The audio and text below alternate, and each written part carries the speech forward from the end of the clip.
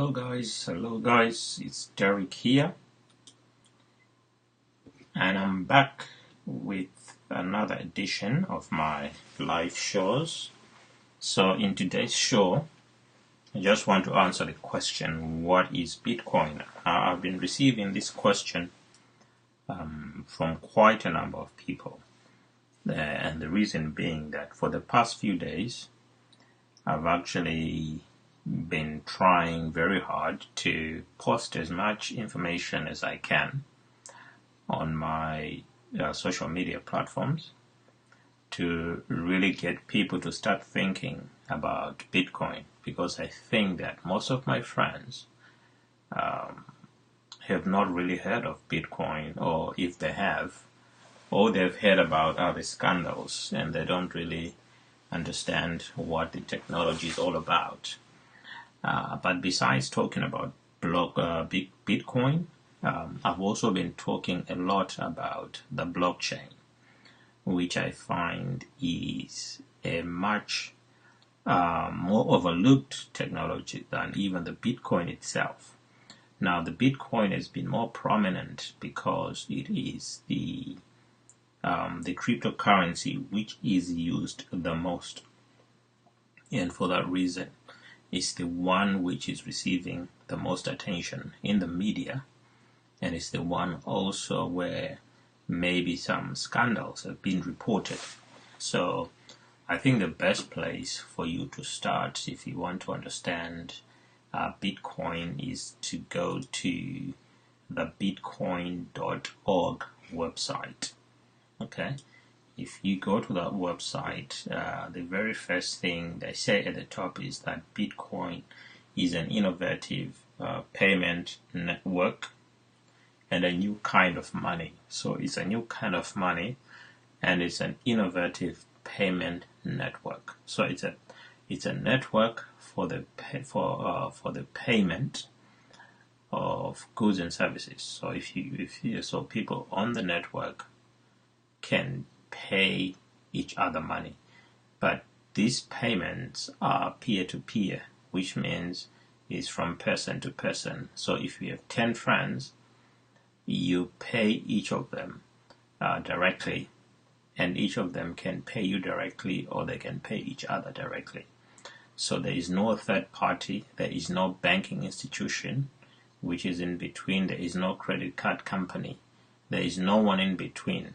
And if you have 10 friends, none of those friends are central to this network. So it's a fast, it encourages fast peer-to-peer transactions.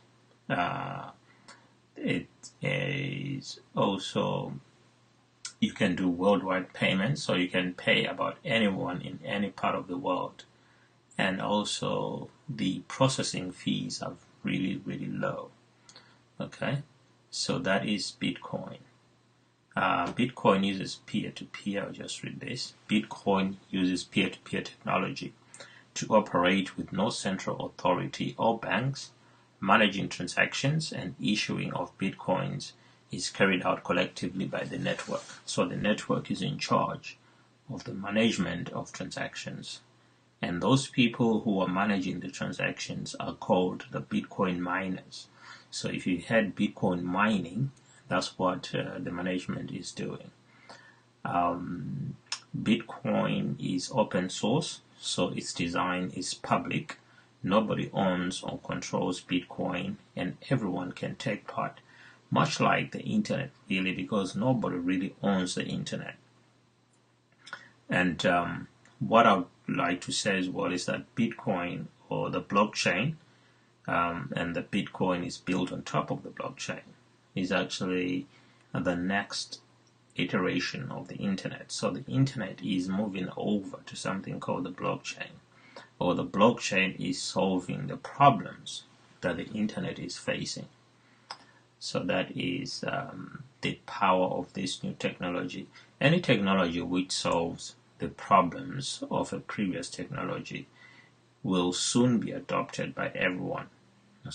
So through many of its unique properties, Bitcoin allows exciting uses that could not be covered by any previous payment system. So previous payment systems have got friction in them. They are slow. It can take up to 5 days to process a check or to send money abroad. That has been the problem with money. So what Bitcoin is doing is that it is solving all the problems that we are facing with fiat currencies. And fiat currencies are controlled by central banks, but Bitcoin is not controlled by anyone. Okay, so to get started on the Bitcoin, you just click on that link over there, or you can get a quick overview if you're an individual, a business, or a developer. Okay, so that is the front page of the Bitcoin website. Now, if you go to the introduction, you've got the same as what we had down there: individuals, business, developers, getting started, how it works, and what you need to know. Then resources, you have resources, exchanges, community, documentation, vocabulary, events, Bitcoin core. We cannot go through all of this, but I mean, if you go to the website, you can have a good read. I just wanted to draw your attention to the documentation because there is one piece of paper that I think would be interesting to you, and it's this one here. Bitcoin, a peer-to-peer electronic cash system by Satoshi Nakamoto. So Satoshi Nakamoto is an enigmatic character who, whether it's a single person, whether it's a group of people, we don't know, because they have never revealed themselves. There's been speculation on who that person or group of people are, but up to today nobody really knows who that person is. But Satoshi Nakamoto's original paper is still recommended reading for anyone studying how Bitcoin works. Choose which translation of paper you want to read. So I'm going to go for the English original, and I'll just open it up for you to see. So Bitcoin, a peer-to-peer electronic cash system by Satoshi Nakamoto, satoshi@gmx.com, website www.bitcoin.org, which is the website that we are on right now. So I'll just read the abstract, maybe parts of it, which reads, let's see if I can make it bigger. No, it's not going bigger. Anyway, I'm sure you can see this. So a purely peer-to-peer version of electronic cash would allow online payments to be sent directly from one party to another without going through a financial system. Digital signatures provide part of the solution, but the main benefits are lost if a trusted third party is still required to prevent double spending. So double spending is the main issue here. Double spending simply means that if you have, say you have $10 in your bank account, and you send $5 to a friend, and you send the same $5 to another friend, and you still have $5 in your account, which means you have basically done what is called double spend. It means that the traditional electronic payment systems have a flaw or a problem in that double spend could occur, in which, because it's just the copying of data from one person to another person. So double spend can be prevented, or is prevented, with this peer-to-peer version called the Bitcoin. So that's one of the main problems that it was solving. I'm sure you've noticed that when you spend using your debit card in a shop, sometimes the transactions do not appear there and then in your bank account. It takes 2 or 3 days for the transactions to reconcile. So reading on with the abstract, we propose a solution to the double spending problem using a peer-to-peer network. The network timestamps transactions. So timestamp means it gives them a timestamp transaction by hashing them into an ongoing chain of hash-based proof of work, forming a record that can not be changed without redoing the proof of work. The longest chain not only serves as proof of the sequence of events witnessed, but proof that it came from the largest pool of CPU power. Okay, so there is an element of CPU power needed, and CPU power gobbles up a large amount of electricity. So this is basically what we call the mining. Okay, so the mining uses CPU power, or central processing unit power, or computer power. So it's using quite a lot of power. In fact, the amount of electricity needed to mine one Bitcoin goes into the thousands of US dollars. Okay, so as long as the majority of CPU power is controlled by nodes that are not cooperating to attack the network, they will generate the longest chain and outpace attackers. So for the past 8 or so years, attackers have not been able to attack the Bitcoin network, and so to compromise the Bitcoin or the currency that has been created, or the records that have been created. Okay, I know there have been stories of probably some accounts being frozen or some Bitcoin disappearing, but that's mainly been due to the fact that people who are trying to implement this technology have centralized aspects of it by asking for people's or using people's accounts and passwords to centralize it so that they can try to make money out of it. And these are the cases which have resulted in some kind of compromise. And the actual blockchain itself has not yet been successfully attacked by attackers. And apparently, the network is attacked on a daily basis, and not only by individuals, but also by certain governments. So, as far as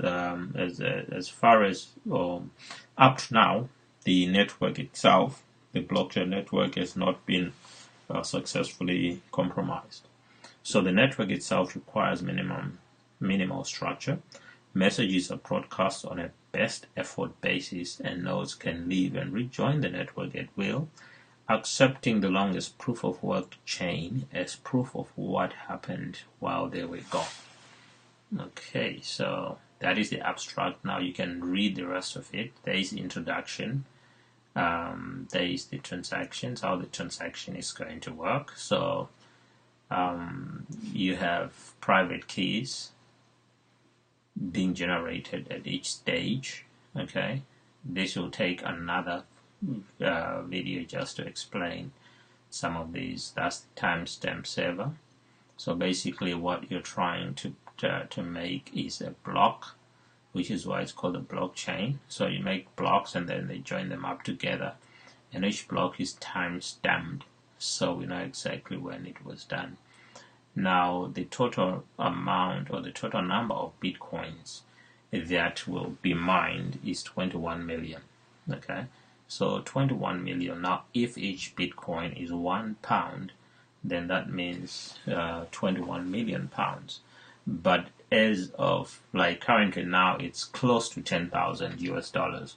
So 10,000 US dollars times 21 million, that's going to be quite a big figure.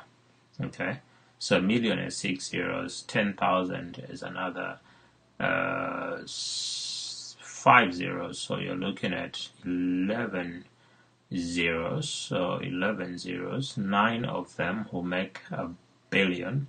So looking at hundreds of billion if we're looking at just 10,000. Okay, if we go to 100,000 per Bitcoin, that we are going into trillions. So it's quite a large amount of money. Here's how the calculations are made. It's a mathematical formula, and there it is. If you understand some mathematics, you can be able to understand that. This is the summation, the sum of lambda to the power k times e to the power minus lambda divided by k factorial multiplied by what's in this bracket here. Okay, that should give you an understanding. And there is a conclusion. So it's quite a short paper, 8 pages, 9 pages. The 9th page is just 8 references. It will be interesting to read all of these books and the references. But here is the conclusion. We have proposed a system of electronic transactions without relying on trust. So trust is the big issue here, which is why when you take out a mortgage, you go through a bank, a mortgage lender, because the developer of your property and yourself have to go through a third party, because you and the developer cannot trust each other, but you trust the bank to be the one which is going to facilitate your transaction. Just like you depend on your bank to look after your money between you and your employer pays you through the bank. When you pay for fuel at a service station, you rely on your credit card company or your debit card, your bank, in order to guarantee that there is money in your account. You present a piece of plastic. You use that piece of plastic to pay, and your bank says yes, there is money in that account. But with peer-to-peer, you're paying directly from your own Bitcoin wallet or cryptocurrency wallet directly to the service provider.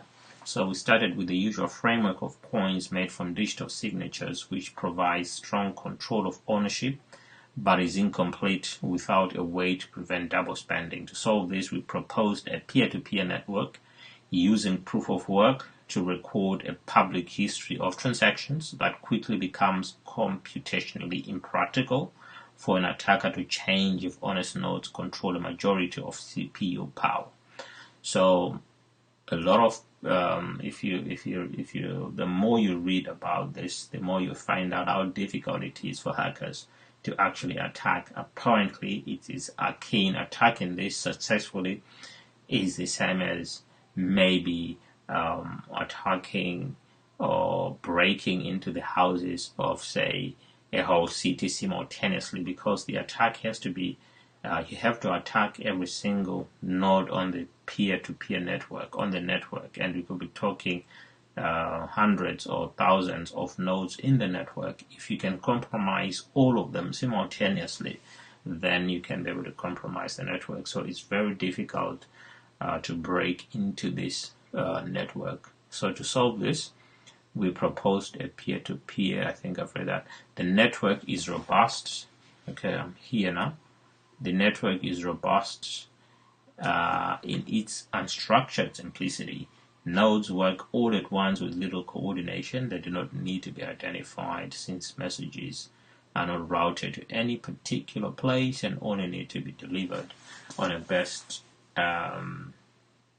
effort basis. Nodes can leave and rejoin the network at will, accepting the proof of work chain as proof of what happened while they were gone.